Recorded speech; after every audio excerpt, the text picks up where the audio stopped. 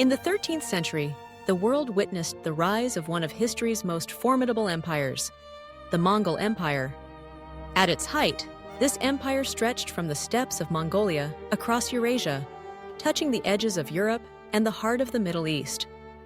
Among the Mongols' greatest conquests was China, a land with a rich and ancient civilization, remarkable cities, and a legacy of powerful dynasties. The story of Mongol rule in China is one of ambition, adaptation, cultural exchange, and eventual transformation. A chapter in world history that reshaped East Asia and left an enduring mark on Chinese society.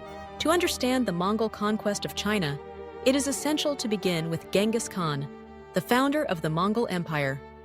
Born as Temujin on the vast Mongolian plains, he united the nomadic tribes of Mongolia through a combination of charisma, military genius, and ruthless determination. By the time of his death in 1227, Genghis Khan had forged a war machine capable of overwhelming entire kingdoms. Yet, the full conquest of China would be a task that stretched beyond his lifetime, continuing under his successors. When Genghis Khan died, his empire was divided among his sons, with his grandson, Kublai Khan, destined to play a pivotal role in China's history. Kublai was not simply a conqueror. He was also a statesman and a keen observer of Chinese civilization. He recognized the value of Chinese administrative systems, culture, and wisdom.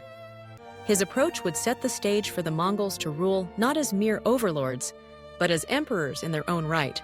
By the mid-13th century, northern China had already fallen under Mongol control, with the defeat of the Jin Dynasty. However, the Southern Song Dynasty, with its capital at Hangzhou, remained a formidable obstacle. The Song presided over a prosperous domain, marked by flourishing trade, art, and technology. But the relentless pressure of the Mongol armies would eventually wear down Song resistance. After years of campaigning, sieges, and shifting alliances, the Mongols finally captured Hangzhou in 1276.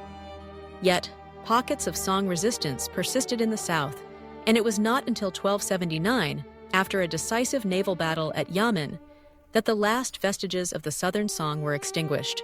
Even before the final conquest, in 1271, Kublai Khan had made a bold declaration. He proclaimed the founding of a new dynasty, the Yuan. By adopting a dynastic title, Kublai sought to legitimize Mongol rule in the eyes of his Chinese subjects and the broader East Asian world. The name Yuan, meaning origin or primal, was chosen to signal a new beginning.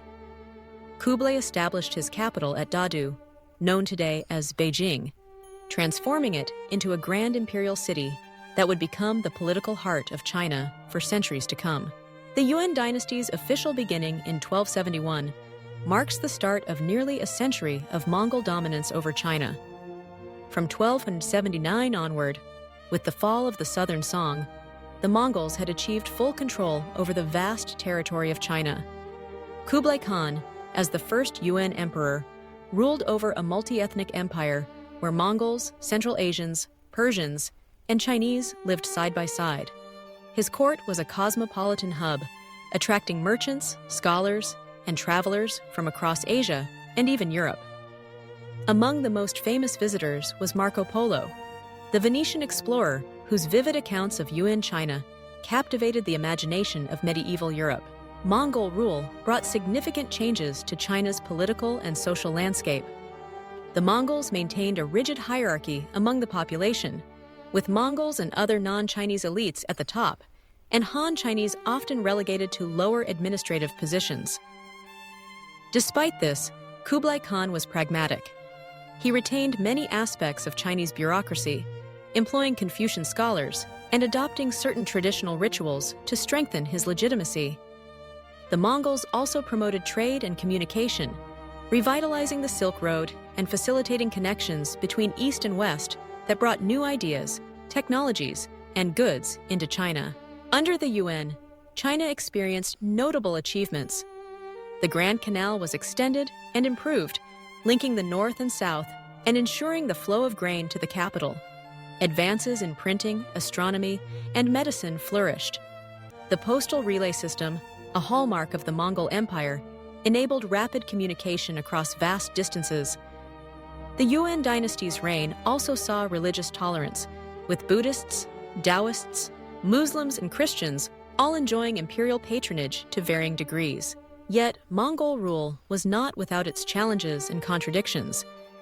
The Mongols, as a minority ruling over a vast Chinese majority, often struggled to balance their nomadic traditions with the complexities of governing a settled agrarian society. Heavy taxation, periodic corruption, and a reliance on foreign administrators alienated segments of the Chinese population.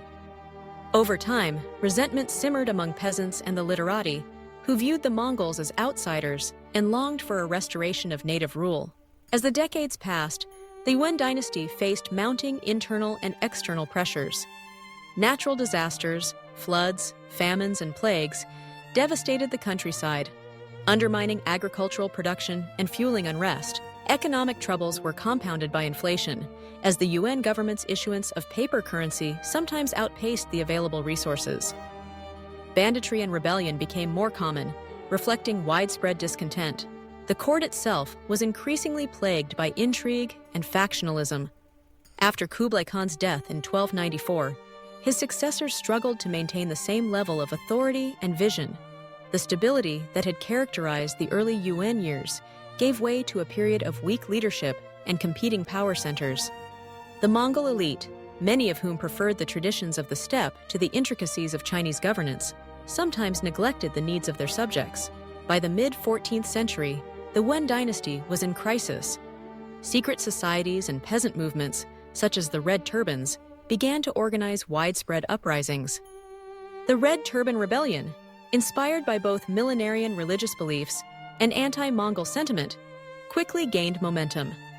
Cities and provinces across China declared independence or fell into the hands of rebel leaders. Amidst the chaos, a former Buddhist monk named Zhu Yuanzhang emerged as a formidable leader. Through a combination of military skill, strategic alliances, and political acumen, Zhu gradually unified the southern resistance. In 1368, his forces captured Dadu, forcing the last Yuan emperor to flee north. With the fall of the Yuan capital, Zhu declared himself the founder of a new dynasty, Ming. The Ming. The Ming Dynasty would go on to restore Han Chinese rule, rebuild institutions, and usher in a new era of cultural and economic flourishing. The Mongols, meanwhile, retreated to the steppes of Mongolia, where a remnant court continued to claim the title of Yuan emperors. But their power within China was broken. The nearly century-long period of Mongol rule had come to a definitive end. Looking back, the Yuan dynasty occupies a unique place in Chinese history. It was the first time that all of China was ruled by a foreign, non-Han dynasty. The Mongol period brought both hardship and innovation, disruption and renewal. It opened China to the wider world, fostering exchanges that would have lasting consequences for global history. It also set the stage for the Ming, whose rulers sought to revive traditional Chinese institutions while learning from the experiences of their Mongol predecessors. The story of the Mongol conquest and the Yuan dynasty is a testament to the complexities of empire, how conquerors adapt to the societies they rule, how foreign and native traditions can blend and clash, and how the tides of history eventually bring even the mightiest dynasties to an end.